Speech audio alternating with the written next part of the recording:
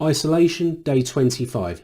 It's Easter Sunday, the 12th of April. I hope everyone's well and you're looking after yourselves. The weather's been another really very nice day today here, so I hope it's been good for you as well. As you can tell, a home haircut courtesy of my 9-year-old son and my 12-year-old daughter, and yeah, it's okay. Does the job. Not really very stylish, not really very professional, but it will work for a period of time. So let's just get on with it. Where we were yesterday, my blood sugars the day before went horrendously high, and I did give you a bit of a heads up that I struggled subsequent to that. If we have a look at this 12-hour graph here, you can see that my bloods, after they went high, as you saw yesterday, they went slightly low and they consistently stayed low. Now, if you think about it, what I did was I retook some insulin that had gone into my muscle in order to get my blood sugars to reduce. The only explanation for my blood sugars this morning being low between 7 and 9 and then 10 and 11, if you look at the graph, those red lines that go down is the Medtronic CGM switching my pump off. And that's when the continual blood glucose monitoring really comes into its own. There's no way I would have known that my blood was going to go low. The pump switches off, it stops the background insulin going in, and it takes some time to work. And it did. And you can see it didn't go horrendously low. It wasn't completely out of control. It wasn't bloody good. And the pump stopped me going too low. And you can see from 1 o'clock onwards, it wasn't too bad. I'll show you another graph. Here it is, 3 o'clock in the morning. And you can see not too bad, to be honest. The reality is that the insulin that was stuck in my muscle come out of the muscle and start to affect my blood sugars.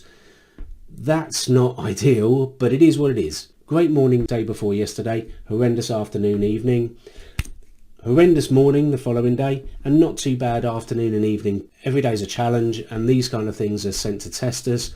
I think I just need to accept it and move on, and hopefully we'll have some better readings tomorrow. Here is my 7-day summary. So you can see 1% above, and you know when that was, 97% within, and 2% below. Overall, am I unhappy with that? No. Can I be unhappy with that? No, not at all. I think that's pretty damn good. What I have decided is I now need to really test my basal rates, my background insulin, in the afternoon and evening, just to make sure that it is accurate and comfortable before I take the big plunge to go from keto to low-fat, plant-based whole food. That's where we are on the bloods. At 1 a.m. this morning, I logged onto an Instagram live feed between two guys called Matt Tarot and Brandon Denson. These guys are both in the US. Matt's in LA, as I understand it. Brandon is in Michigan, and they both speak about and help lots of people with diabetes. They've got big followings on Instagram. I'll put their handles below. They were discussing art, which Matt produces a lot of art actually, and a good amount of it is diabetes related, which is quite interesting for me. So I'm thinking about commissioning something to get it into the UK. Brandon works in the diabetes community and advocates healthcare for people with diabetes in the US. So for me, this was really interesting because obviously there is a stark difference between the UK and the US in relation to the US does not have a national health service. And as we know at the moment, how important is the national health service to us?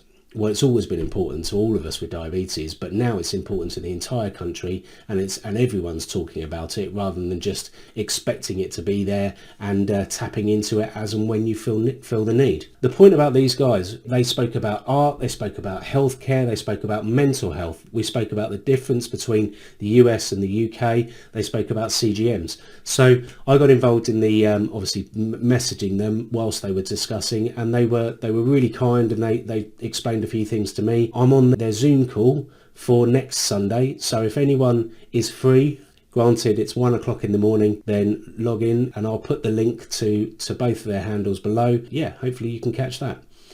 I hope everyone's well. Please look after yourselves. It's day 25 at the moment. It feels like it's an awful long time already. I'm hoping that I can grow my hair and then actually have a bit of a style again, but look after yourselves, and I'll catch up with you tomorrow. Thanks.